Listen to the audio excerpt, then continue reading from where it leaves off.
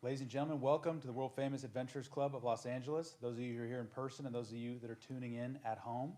My name is Alex Shumate, member number 1210. I'm the immediate past president of the club, and I'm very excited to be joined here tonight by Mike Tucker, Thank you. who is here for his first time, Yes. getting a taste of the club, and he's here to talk to us a little bit about some of his somewhat novel, maybe revolutionary theories about the mysterious Nazca Lines in Peru. Well, I'm honored to be here. Thanks for calling it novel and revolutionary. It certainly is different, and maybe you'll believe what I have to say tonight. We'll see.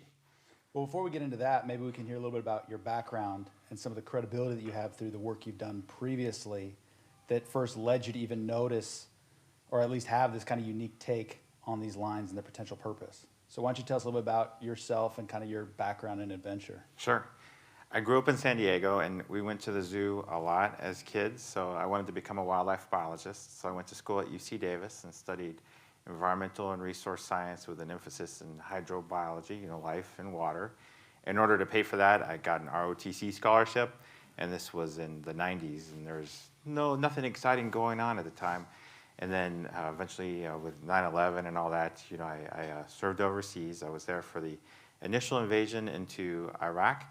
And I just remember driving from Kuwait into Iraq and seeing how dry it was with the Shiite population there. There was no water available, and the population was really hurting.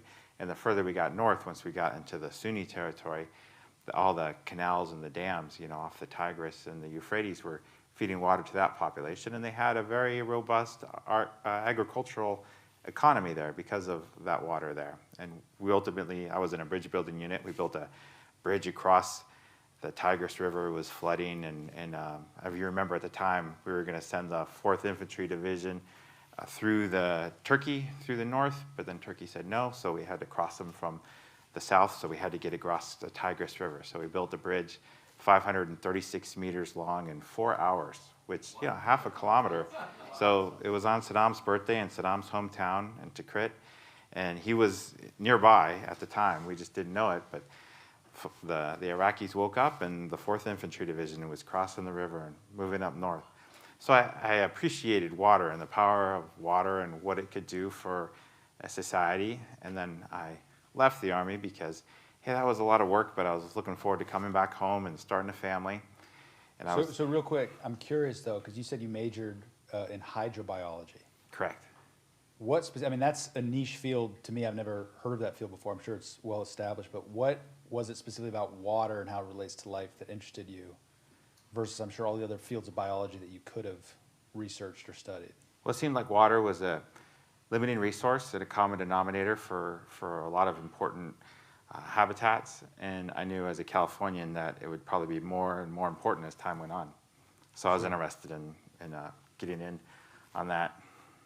And then, because I know we have a lot of either military veterans or people that are interested in that kind of stuff in the audience, what tools did you use to create this bridge in 4 hours? Were these tracked bridging vehicles that were able to lay down big lengths of bridge very quickly? Was it pontoons? How did you kind of... Yeah, like pontoons. There were these floating bridges, and you take these pieces, you dump them off the back end of the truck. They look like a big aluminum loaf of bread, and when they hit the river, they expand, and they become a piece of a raft that you can connect together. And then you have enough of those pieces together, you can just keep going indefinitely. And how wide was the bridge when it was fully built? It was big enough to have two ways of traffic. Okay. And could it support the weight of things like tanks or armored vehicles? Yes. Anybody in the military familiar with this? It's a military load class of 100, which is a trailer carrying a tank across. You can't stop when you're going across. There was one guy who stopped for a photo, and the whole thing started sinking, and he jumped in pretty fast and kept going. Fantastic. Well, that's a great story. And so, all right, so now you've caught us up on some of your military background, specifically in Iraq. And then you had mentioned in us talking before that you'd also been to Afghanistan. Was that before or after you decided to get out of the Army? So I got out of the Army, and the Army kept calling me and saying, hey, we might be recalling you. Maybe you should sign up for a unit before we sign you up for a unit.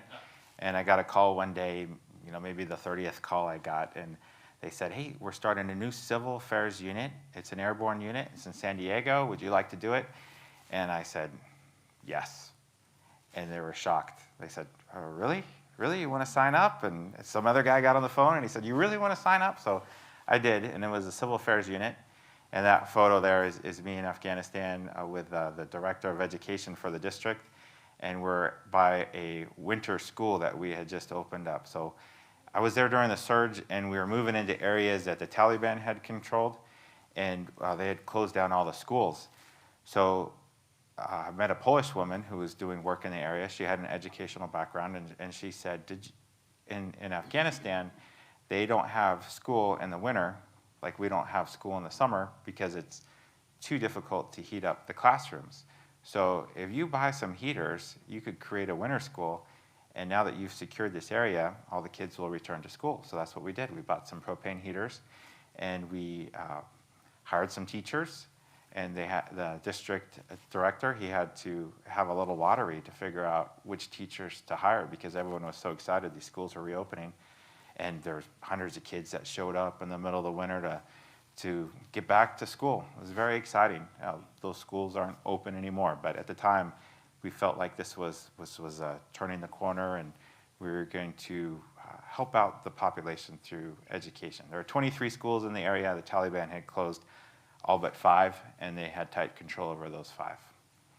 And so, Mike, can you tell us a little bit more about the mission of civil affairs? Because it's kind of a unique unit within the Army in terms of their history and what they're doing today.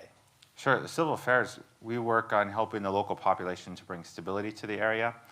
So what I would explain to the infantry, we were working side by side with the infantry. The infantry, they would secure the area, but we would work in civil affairs to make it so that when the infantry left, they didn't have to come back. So we would work on the governance of the area, making sure that rule of law was reestablished, focus on education, the economy. That gets me to our work with agriculture there. So in this region, you can see it's a high desert. It's very dry. We're at like 4,000 feet in elevation, and it didn't rain there, but it would snow in the winter. So they would harvest the snow melt that would come from the mountains. This was in eastern Afghanistan, and they had a dam that the Soviets had installed to impound that water, and they had canals coming down from that dam to irrigate fields and grow wheat. They also, just down the hill from the Soviet-era dam was an ancient archaeological dam. So people had been doing this for a long time in this high desert. The picture you see right now is some children with some of the clothes and the shoes we had given out. So one of the things that I saw that surprised me with the farmers in Afghanistan is we were giving out this rust-resistant wheat seed, a disease-resistant wheat seed, and they were excited because they were going to grow a winter crop, which I didn't know was possible. So they had a lot of snowfall, and when the snow melted on the soil, it saturated the soil, and they had enough water to grow a crop of wheat with just that initial watering. So they never watered it after that first time. And that helped me develop my theory of the Nazca lines later. I saw them grow a crop with just a single watering. That really stuck with me because here, when we have our avocado trees and our citrus trees, we have to water them all the time. So and again, I don't know anything about farming, but I'd be curious, were they able to, or do you know if they were able to plant again in those same fields the following winter? Yeah, they had, if the conditions were right, they could grow a winter crop, which seemed like it was a bonus for them. They were excited about that. But the crops didn't leach the nutrients from the soil or anything like that? They composted their soil, they tended to their soil. So when you see this picture, you see it's just sand. But with the farm fields they have, there's another picture that shows some troops and some vehicles, maybe it'll come up shortly, and there's a field of wheat. And the wheat is grown in some composted soil. So the soil looks dark and rich, just like you'd expect good soil to look like. Okay, fascinating. Yeah. So you had seen some of these, I guess, theories or practices during your service. You then are still, I guess, staying in the Army Reserve. Still in the Army Reserve, yeah. When did you start with your other occupation as a game warden? Concurrently, so when I got out of the Army, I was working at the safari park down in San Diego as an elephant keeper, and it was my dream job. But it turned out that it is mostly grabbing hay and feeding the elephants hay and then picking up the hay after the elephants get done with it. You know, job security 100%. So I was watching my coworkers with their bad backs and all that, and I thought maybe there's another line of work I could get into. So I looked on the internet and I found a job working as a game warden at Camp Pendleton, and I'm still working there 17 years later. I really enjoy it. One of the things we do is we help out wildlife, and water is a limiting resource here. So there's a conservation project. The oldest conservation project on Camp Pendleton, it goes back to the 1940s, is installing these artificial water holes for wildlife. So what these look like is they look like concrete surfaces about the size of a one-car driveway. And when the rain lands on this concrete surface, it flows down the concrete surface like runoff into an underground storage tank that has a little ramp that wildlife can go down. So it can give water to quail months after the last rainfall. And they also do that in the desert. I volunteered out in the desert. They do projects that capture desert runoff, and they can impound thousands of gallons from this runoff that bighorn sheep could drink, months after the last rainfall.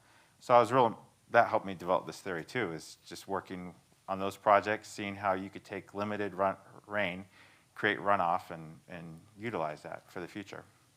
And so I'm curious, you said you spent some time as a elephant minder, keeper at the San Diego Zoo. Yeah, I was on the bottom of the spectrum there, so I would have to climb up to get the hay off the top of the hay pile because, I didn't have any injuries or anything, so I'd climb up to the top of the hay pile, and I was allergic to hay, and I'd throw the hay bales down, and then, we'd truck the hay out there, feed the elephants, and then the next day it was all about collecting all the elephant poop, and a dump truck full every day. We dump it across the street, which would be used for composting soil, so yeah. Circle of life. Circle of life.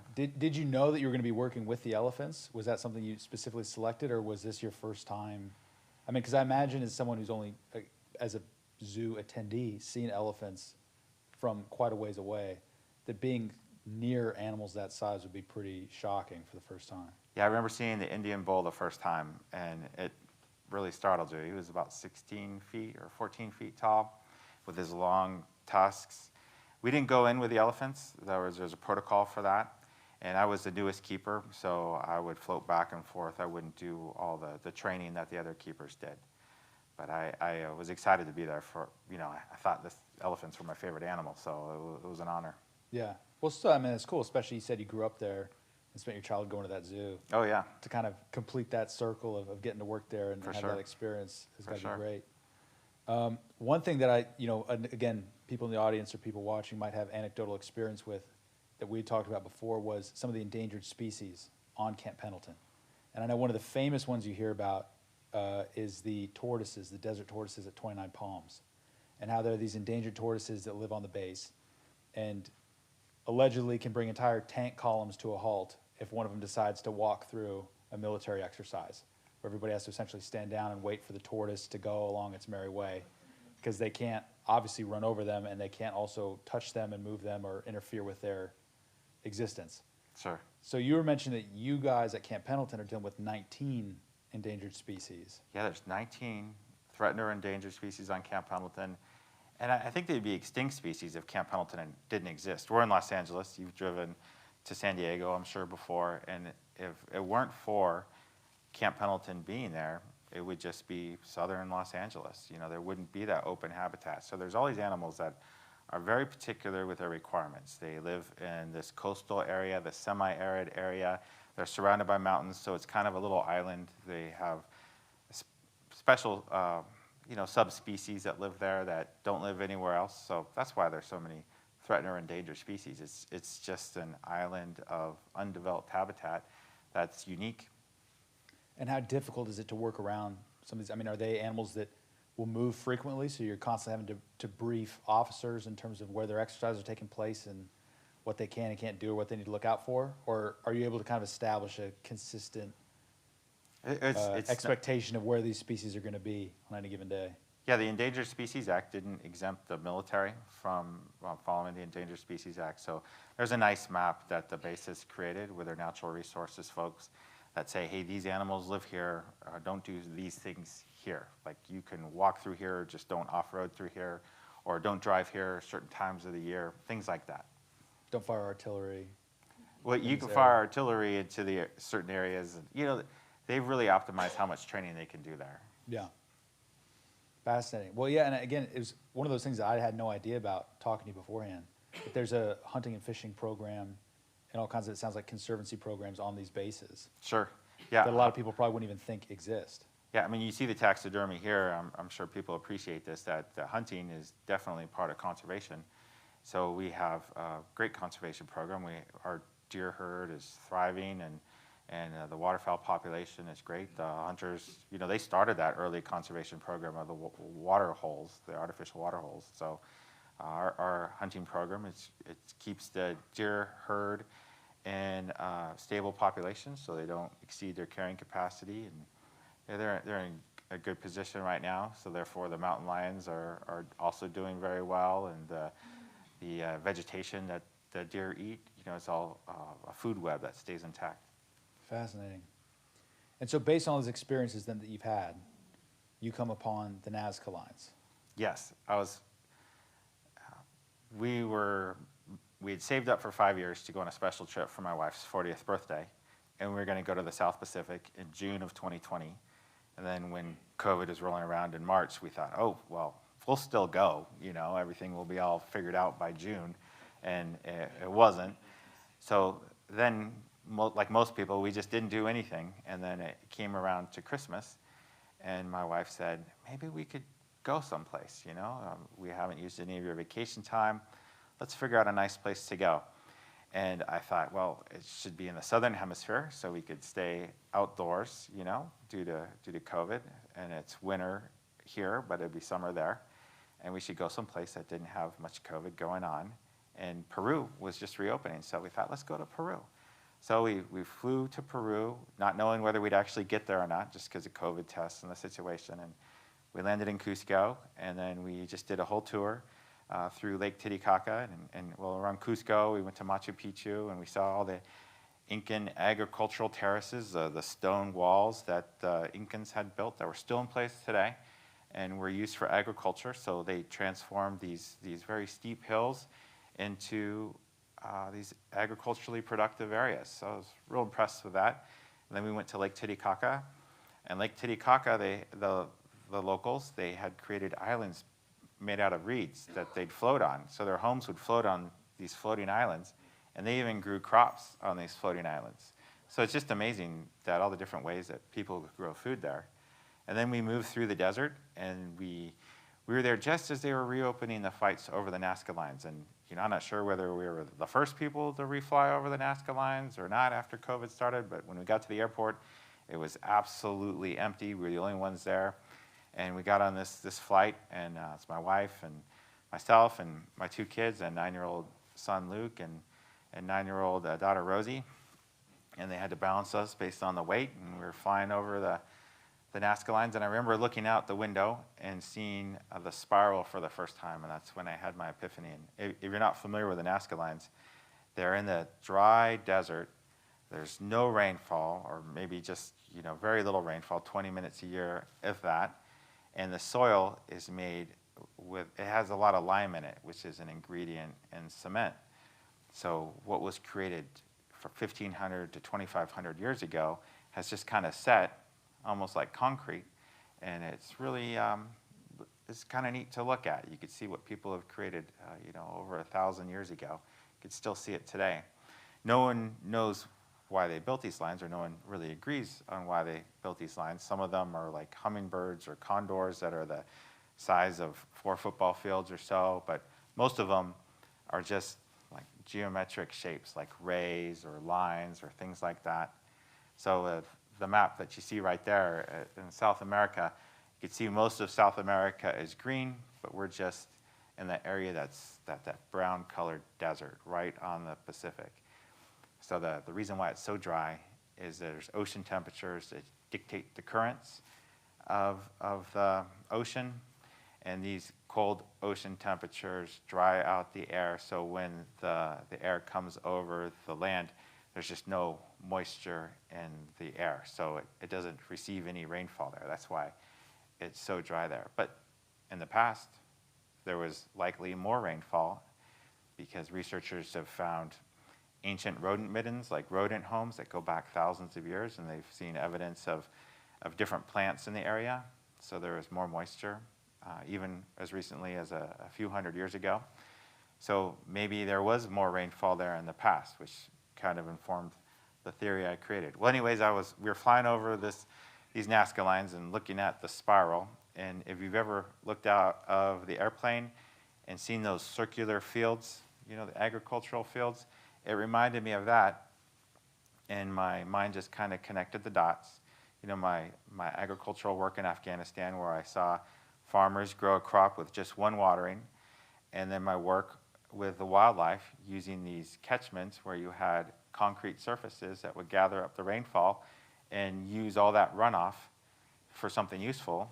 I thought maybe all these lime-rich hills acted like concrete, and when you did get a rare rainfall, it would flow down these hillsides, and if you had strategically placed lines that you filled with composted soil, you could grow a crop. So I looked at that spiral and thought, maybe that's what it is. And then I looked at another shape that we flew around, you know, like the condor, and I thought, oh, wow, that would work with that too. And then I looked at the astronaut on the hillside and thought it would work with that as well.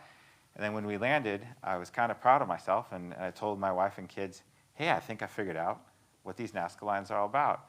And I told them my theory, and you know, my son believed me right away.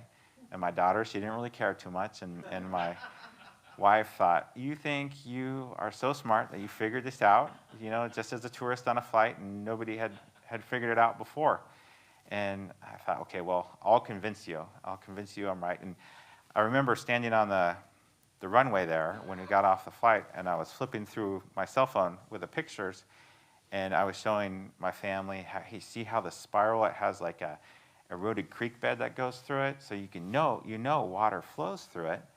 And then as I kept flipping back through the pictures, I got to the photo that we had taken the day before on a tour in a nearby town called Paracas of a candelabro. And this candelabro, it's like, you know, like a candelabra, and you see it on a boat tour. And the candelabra, it's a mystery. Nobody knows what it's for.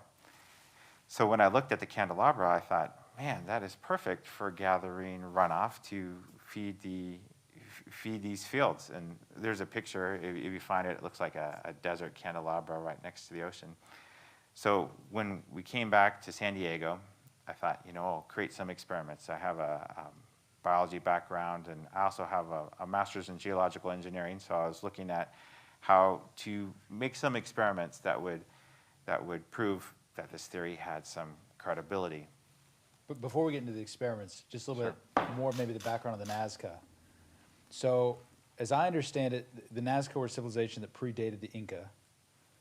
They didn't leave any written language behind. And so there's a lot of mystery in terms of what their civilization was like, what they believed in, all kinds of things like this. And these lines that have been, I guess they were rediscovered initially in the 20s or 30s, when people were first kind of getting a chance to fly over them, at least predominantly. Although I think you had mentioned that some early Spanish explorers made notes about them in their journals. Yeah, I think the locals always knew about them, but the Spanish recorded them in their journals, so we knew they saw them. And the lines became famous to us, you know, living in North America when people started flying over them and they could see them. So, you know, for the last 100 years or so, I think those lines have captured worldwide interest in their mystery. And I think reading about them, they're about 12 inches deep, something like that. So they're not that deep in the soil. And you were saying a lot of variety in terms of the shapes that they take on, that some are purely geometric, some might be pseudo-astrological, obviously some take on animal shapes and forms, but there's no concise or consistent pattern, I guess you could say, to their formation or how they present themselves. Yeah, there are three prevailing theories about the Nazca lines. The first is that maybe they're connected to aliens. You know, maybe why would you build these things if you couldn't see them?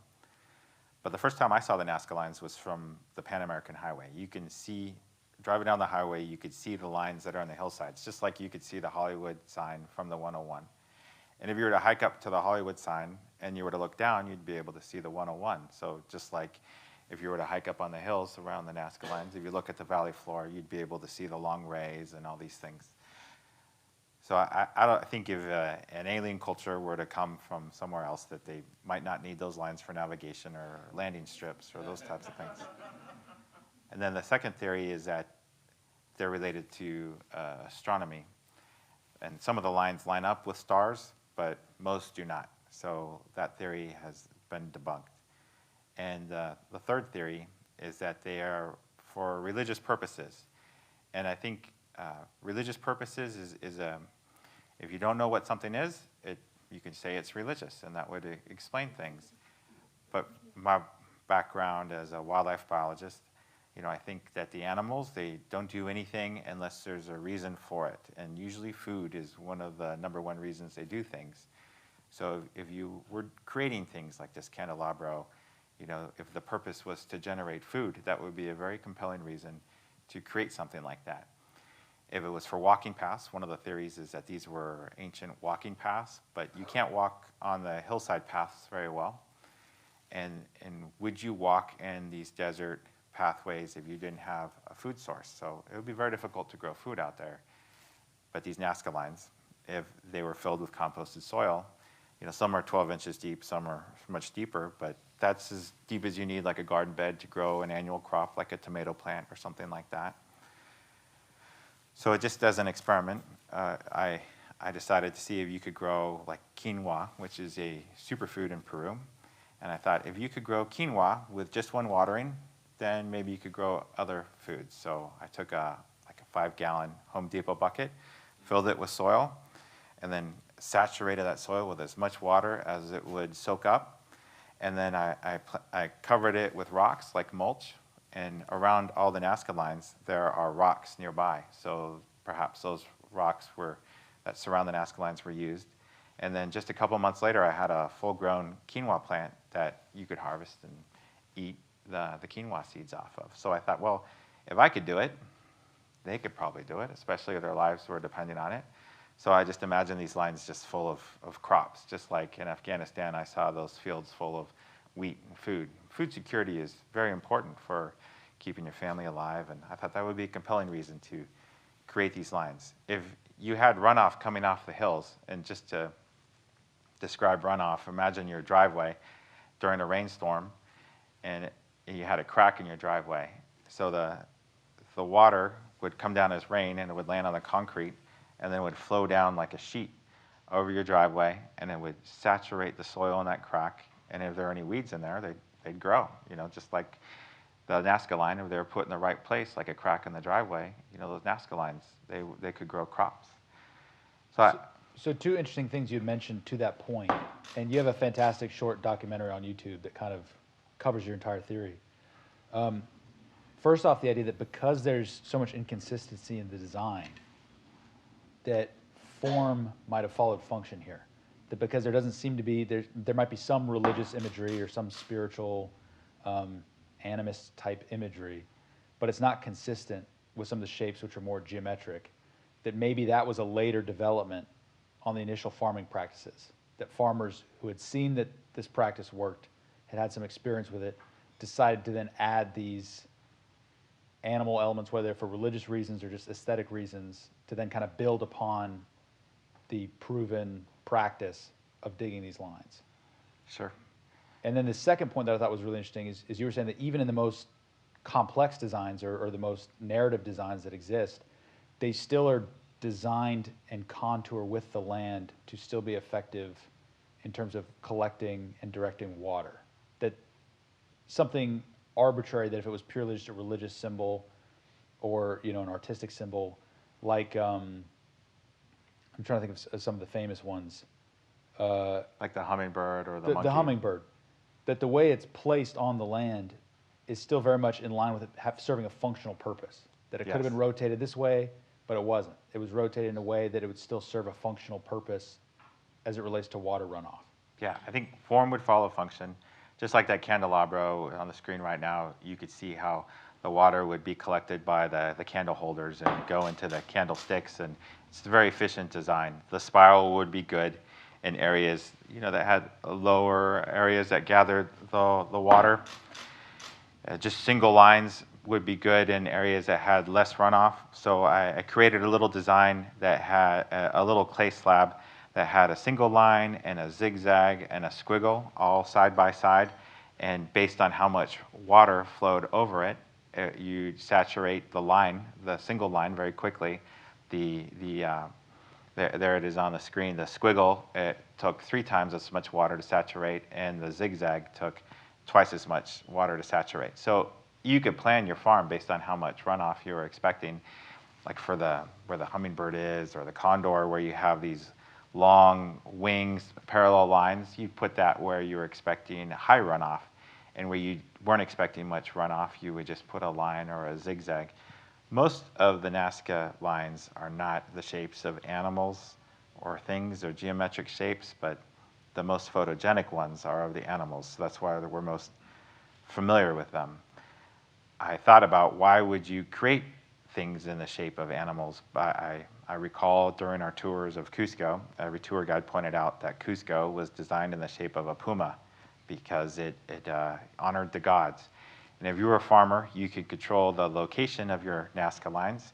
You could control how much soil you put in there and what you were going to plant, but you couldn't control the rainfall. So maybe if you designed your line that was appealing to the divine, then that would be your way of getting more rainfall, which would help grow food, which would help your family survive. Sure. And then another interesting point is you would think if these were major centers of agriculture, where people were traveling out here and these were a major food source, you would see signs and remnants of human activity and human settlements. What are some of the archaeological, if you've looked into it at all, the archaeological records that exist out by these lines that might indicate that these were active communities and not just kind of far out religious sites that people would come out, dig, and then leave and go back to their actual settlements? Sure. Yeah, just the idea of a community building agricultural projects that relied on runoff is pretty unusual, but it's happened in other cultures. The ancient Nubidians in modern-day Israel, they collected runoff and they irrigated their crops and kept populations alive through that. And then the Hohokam tribe in modern-day Arizona, they also created farms with runoff. There are some archaeological signs in the Nazca lines, such as smashed pottery. And one of the criticisms for my theory, I'm not an archaeologist, so when I reached out to archaeologists, I didn't get any response. So I put this on YouTube, and it went a little viral.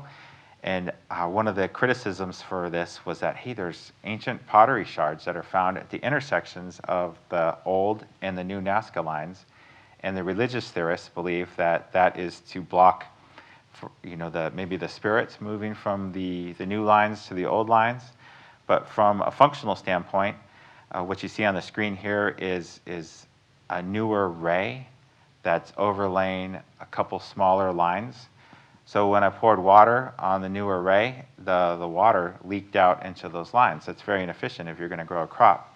But there's another picture where I did the experiment with like a dam at the intersection of the lines, and you see in the picture that the water stays in the ray, which would be much more efficient if you're growing your crop. Other cultures, like the Mayans, they use smashed pottery as fill dirt underneath their temples and that type of thing. If you didn't have dump trucks full of fill dirt, like 2,000 years ago, you would take your smashed pottery and whatever other solid waste you had, and you could fill in those, make those little dams. And guess where the smashed pottery is located? It's found just in those intersections, not any other spot. So I think, yes, it may have religious purposes if these were like walking paths in the middle of the desert, or it may help people grow food. Well, it's interesting, too, making the comment about being an amateur archaeologist, because I think in the club we have a handful of amateur archaeologists that have made some pretty big discoveries. But I think even, and I could be totally wrong, the guy who discovered Troy was an amateur archaeologist who just brought a fresh perspective to the problem and kind of was able to circumvent all of this established wisdom that was kind of clouding people's view of what the actual purpose or the actual existence of whatever sites might be. I guess to that point, one thing I'd be curious about is there any that you're aware of artistic record of other Nazca art? Are there any of these symbols that appear elsewhere, scratched into pottery? Is there anything like that? Because that would be an interesting comparison to see if these symbols that supposedly may serve a functional purpose were repeated artistically in non-functional contexts. Yes, you could find similar designs. That's how they help date the Nazca lines, because there's nothing really to date the Nazca lines. There's no organic material. But if you find pottery that you can date to the Paracas culture, and you knew how old that culture was, 2,000, 2,500 years old, and you see lines that look just similar to the designs on the pottery, you could date those lines based on that fact. And then I guess the question to me would be is, if you were etching a hummingbird, if you were Nazca, or what was the previous? Paracas. If they were etching a hummingbird into a piece of pottery, would they design it with the same line work as they would one of these Nazca sites? Or would there be, is that pattern repeated? Because you would think if it was a purely religious symbol or a purely artistic symbol, that they would have, a certain way of drawing or representing hummingbirds.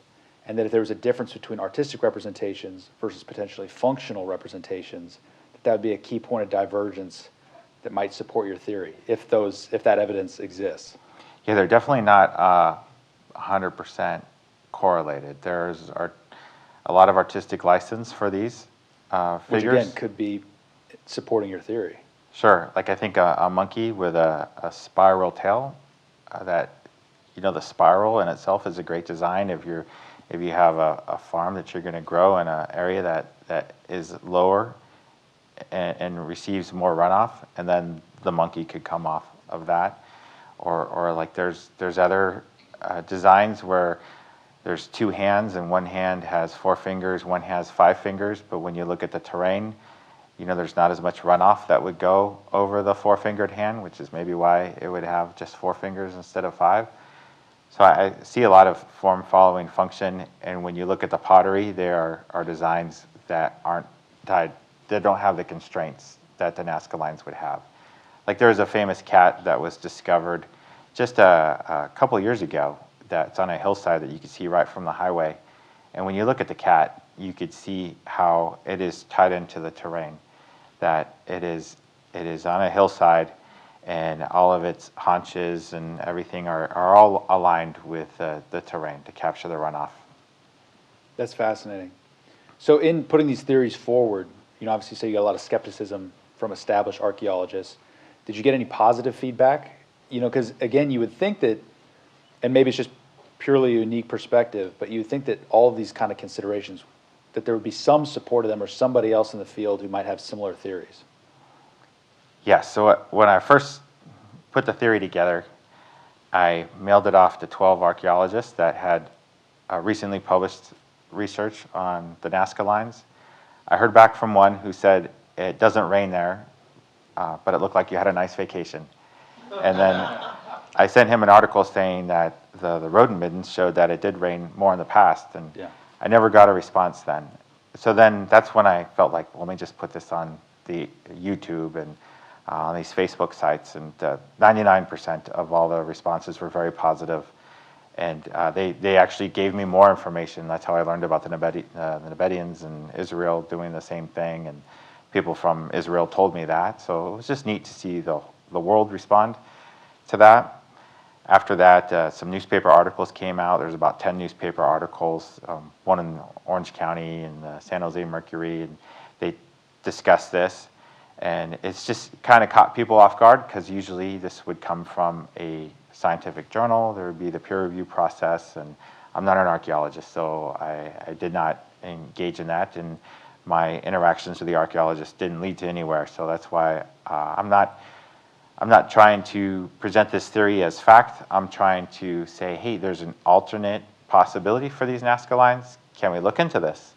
Because I think archaeologists maybe could look at this, and there's other ways they could see if this is true. For example, they can do some terrain analysis with computer software to model the runoff that would happen. You could look for phosphates in the soil where there's places where agricultural practices practices have taken place, you'd see different phosphate levels in the ground, even many years later. And maybe just recreate one of these on a large scale.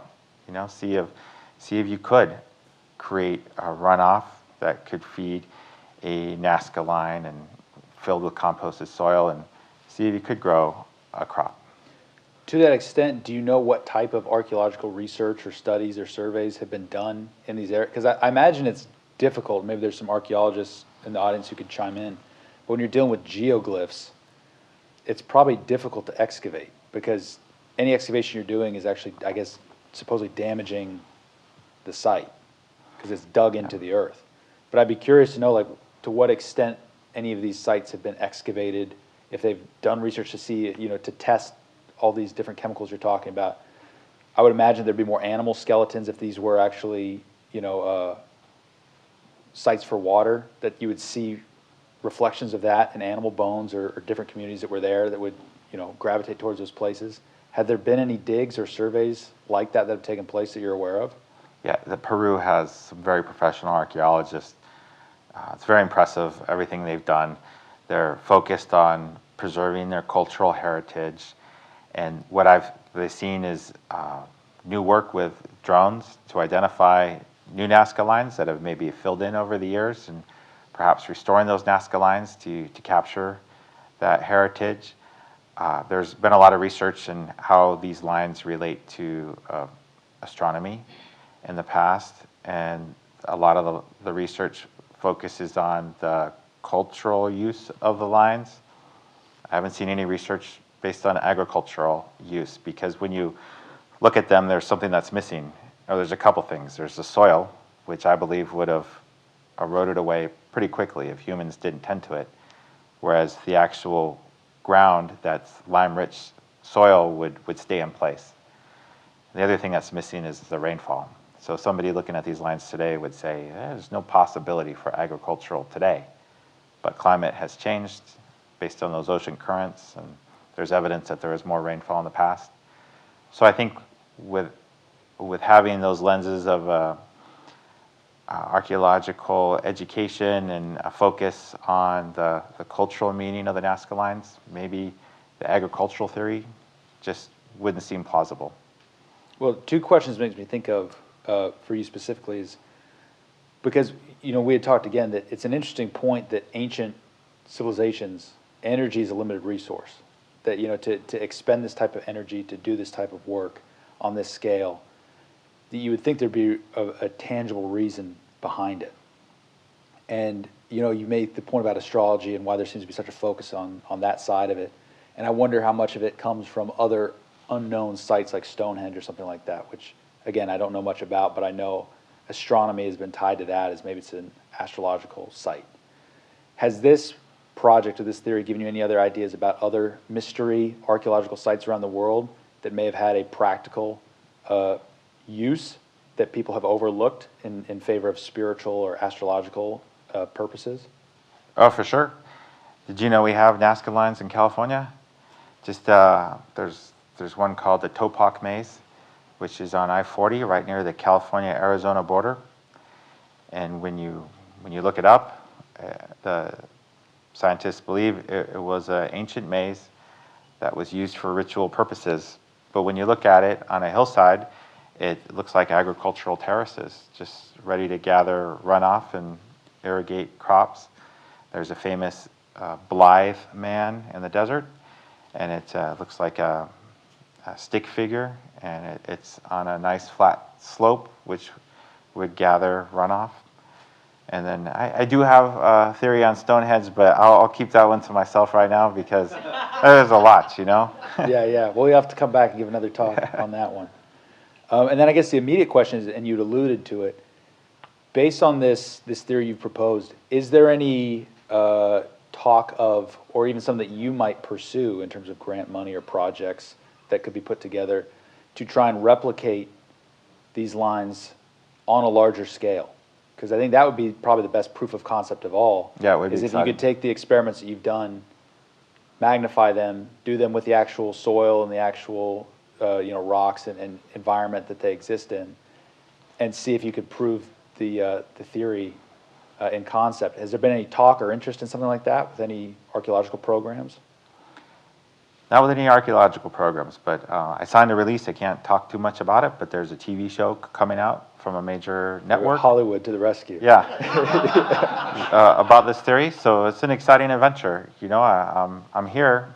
A couple months ago, I never thought I'd be here, and now it's going on a international show in June, and I'd like to think that would raise interest, and maybe either through the show or maybe with some archaeological professionals, we can look into it. And if no archaeologists are going to look into it, you know, the law enforcement occupation I have, we retire early, and with my GI Bill benefits, I'd go back to school, and I have this idea of getting a tricked out van, and I'd head out to the desert and investigate our Nazca lines in California and Utah and Arizona, and see if we can recreate the conditions to validate or disprove the theory. I think it would be equally interesting to disprove the theory as opposed to validate it, because then we are closer to the truth. Absolutely. And again, I think there's something to be said about the amateur perspective on things. That, you know, when there's established wisdom, people don't go against the grain, and they can be missing obvious clues or signs. Yeah. And I think we have experienced that within our own club. I don't want to speak for him, but one of our members, I believe, was one of the first people to use LiDAR laser imaging Oh, no kidding. to map sites in the jungle. And now that's become standard practice, which Yeah. at the time was a very revolutionary, new, unthought of technique for discovering some of these sites. So all it takes is, you know, an inventive thinker and a fresh perspective to make a paradigm shift in an entire field of study sometimes. So I think either way, like you said, it'd be worth pursuing and trying to experiment with and see what comes out of it. I agree. All right. Well, Mike, thank you so much for coming to talk to us tonight. I'm was sure an we've honor. got some questions from the audience if we want to open it up to a Q&A. Wait for it. We'll get the microphone out to you. All right, there's one expert we haven't heard from. Is your wife convinced of any of this? Yeah, she's convinced, and the funny thing is, this newspaper article came out, it said, Tucker's wife was skeptical. So I'm going to make a t-shirt that said, Tucker's wife is skeptical, and give it to her. This is crazy. 1967, my first college class as ever was in integrated arts at UCLA. I was 17 years old. And Carl Viet, a professor, spoke of the connection between form and function. Do you know any of his work? Have you followed any of that thread at all? Has it ever come to you, this Dr. Viet? I just know the phrase, form following function. Is that his phrase? That was his phrase. Well, I just know of his work, but not him as an individual. Thanks. What was the lesson in the class? Were there examples that he gave? As The Lascaux Caves, paintings in the Lascaux Caves, small artifacts that were made as tools, and yet they were so artistically beautiful. How could this be? And what would the function of the Lascaux Caves have been? Well, religious. It's what they speculated. They drew things on the walls, and they looked like people or hands, and so on. That was his speculation. He was a very, very articulate, convincing professor. Interesting. Religious. My religion is eating every day. Other Sounds like theirs questions? was too. Oh, I see one in back and then up in the bar. Two quick ones. The first one's easy. Is the name of the YouTube channel Nazca Line Farm Theory? Nazca Line Farm Theory, Great. yes. Is the theory that the soil would be on top of the lines or between the lines? In the lines. The lines are excavated, and so they're like little trenches. So the limestone would prevent the water from seeping below? Is that right? The lime-rich soil that is all around the Nazca lines, Yeah. that would create the runoff. So the Right. runoff would flow down, and when it encountered the line, which was filled with soil, then the runoff would saturate that soil. But you're saying the lime itself is not very absorptive?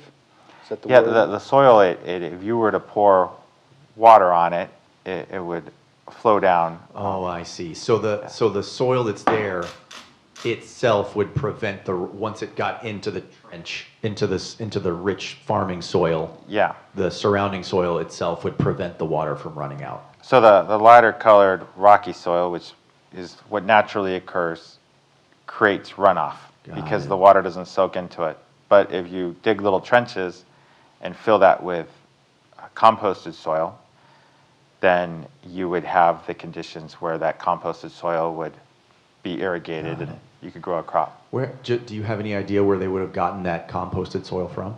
Sure, I compost myself, and the cultures there had an agricultural history, the Nazca and the Paracas culture. So burning the old crops would create compost, the campfires, just any organic material from their food, any waste, solid waste that was organic, you could use to create the composted soil. Thank you. We had a question over. Hi, I haven't gotten to read your article, forgive me, articles, but you say old and new lines. So, and by new, how old is new? And you're saying there's possibility could still be uncovered that just aren't seen right now, correct? Correct. There are some lines that look like designs from the Paracas culture, which maybe are 2,500 years old. And there are some lines that have designs similar to the Nazca culture, which should be closer to 1,500 years old. So there's some lines that overlap each other. And some of those lines were filled in over time. So our researchers from Japan are using drones, and with some new technology, they're locating what to the naked eye doesn't look like anything, but is actually a line, and they can go and excavate it. What's the theory in terms of why those lines, were they filled in naturally through environmental factors? or Over do you think time through intentionally? erosion. Okay. And then on that point, through some of the carbon dating stuff that they've done with some of these lines, is there any correlation between the elaborateness of the designs and which ones are older or newer?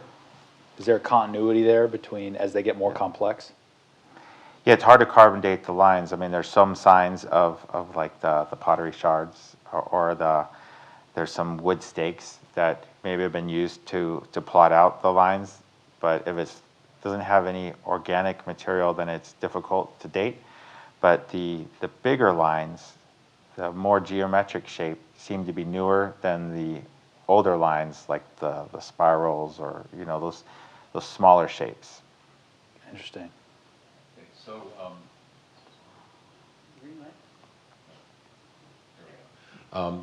so I'm curious about something. If the lines where the water was grew plants of some type, wouldn't there be some organic waste in those lines that could be dated or studied? I mean, wouldn't there be some organic waste? And if not, why not? I think you might be able to find some if you're looking for it. If you excavate a line that has not been exposed to the elements for 2,000 years, maybe you would. I do think it would, since these are put in places where runoff is going to occur, you would, most of the organic material would have been swept away. I see. But if you caught the right conditions and some erosion started depositing on top of remnants of the agricultural remnants, then maybe if you were looking for it, you'd find it. But I haven't seen any research that actually is looking for the remains of agricultural practices there. That's why I think the technique of looking for phosphates, near the lines, you'd see that chemical signature that was left in the area, even if you didn't see the actual remnants of the plants. Okay. Thank you.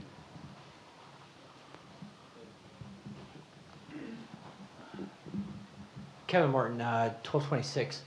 First of all, thank you for your talk. I mean, I agree with Alex. I mean, that amateur archaeologist, a whole new perspective on things. One of the largest Inca lines is the spider, correct? It is not like the scale of it is actually small because it's the size of a few football fields. Some of the lines go for miles. Okay. But the spider is a big one with a lot of parallel lines. So I know for a fact in Inca mythology, the spider is representative of giver of water, which is very interesting on your perspective of bringing water into these locations. So I don't know if it's the same culture of the Nazca, but it represents what you've talked about the giver of water. They've created this massive spider in the desert to bring in water. So I thought that's pretty interesting. When you first talked about it, that's what came to my mind was that giant spider that I saw flying over the Nazca lines. That's what I saw, and that's what I hate spiders, by the way. So it ruminated with me, and so I did studies on it. I researched it, and it was like, yeah, that's the giver of water according to the Incas. So it kind of resonates with what you just talked about. I appreciate that. And you've flown over the Nazca lines. It's I pretty neat. did, yes, yeah. It was a great trip. I didn't come to the same conclusion, but I love your conclusion. I'm not saying your conclusion is wrong by any means. I just flew over them and just said, those are really cool. They're really cool. And I fully admit, I'm not a professional archaeologist, and I might be wrong. And so I'm looking forward to finding out. Is there any, I'm curious before the next question, is there any current understanding or consensus about Nazca agricultural practices? I mean, are they known to have been an agricultural... What was their food source? Exactly. Were they known to be an agricultural civilization, or were they seen as hunter-gatherers? Is there any scholarship on that? When you fly over the Nazca lines, you'll see farms right next to the Nazca lines. Those are modern-day farms. And the Nazca culture and the Paracas culture had agricultural fields that were closer to the coast and not where the Nazca lines are. Okay. So, but there was an agricultural tradition. It is an agricultural tradition, and right now the paradigm is that the Nazca lines aren't part of that agricultural tradition. Interesting. Any other questions from the audience? Bueller? We got one from Greg. I was just wondering if there's, you had mentioned there might have been more water in the past. Do you know what science, the current science says about what has happened and how they know that? Sure, there's a paper put out by a Chilean team that looked at ancient rodent middens, and these rodent middens, they can date them. And they know that some are 500 years old, some are 3,000 years old, and they can look at what's preserved in those rodent middens, and they find evidence of plants that only exist in wetter conditions. So that's why I think that there might have been wetter times in the past, and maybe that's why these lines were built differently at different times. You know, where I live in San Diego, we get 10 inches of rain, but if it went down to 5 inches of rain, we'd completely change how we farmed in the area. Or when it went up to 30 inches of rain, we'd adjust our farms again. And that's just over, 50 years or 100 years. Imagine, 1,500 years, what has happened over time there. Fantastic.